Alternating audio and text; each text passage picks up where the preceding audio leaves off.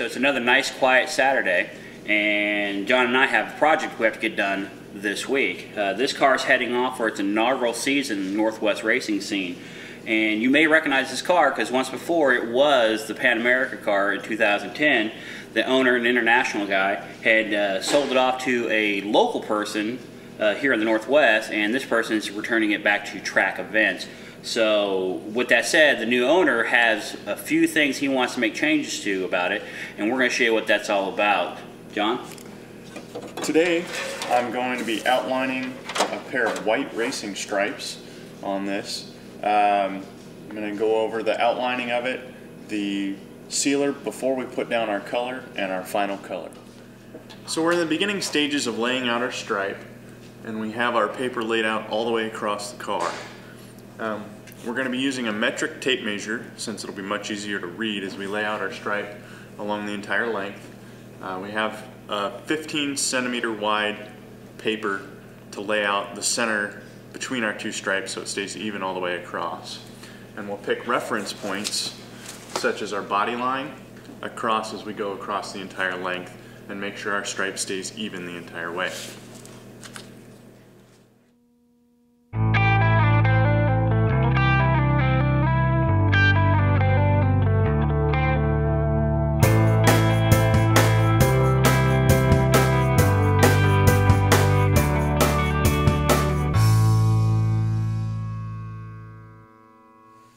Now that we have our outlines all laid out, we're going to take our 320 Scotch-Brite and scuff everything in between the lines, and then we'll be ready for sealer and paint.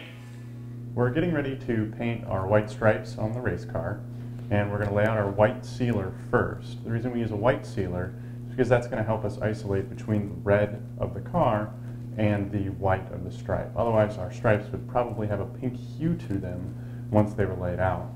Now, before I lay down my sealer, I'm going to use a product, DuPont number 222, which is an adhesion promoter. Now this helps when you're using an older finish and applying a new finish over the top of it to help that new finish adhere.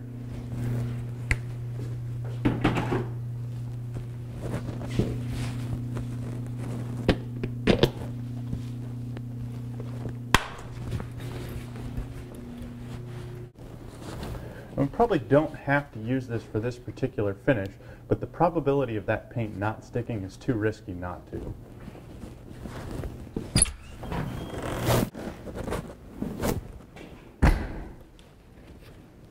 Now our car has been scuffed in 320 grit, and it's been cleaned with a wax and grease remover prior to us laying down our adhesion promoter. The next step I'm going to do is use a tack cloth and tack off the surface and get any of those minor particles that are left before we apply our finish. You can't go wrong with cleaning your surface too much. This is a special tack cloth from DuPont. It's Sontara line. It's the best one we found for doing final finishes. It doesn't leave any residue or any other types of particles behind that you might get from some lesser quality tack cloths from your local parts store.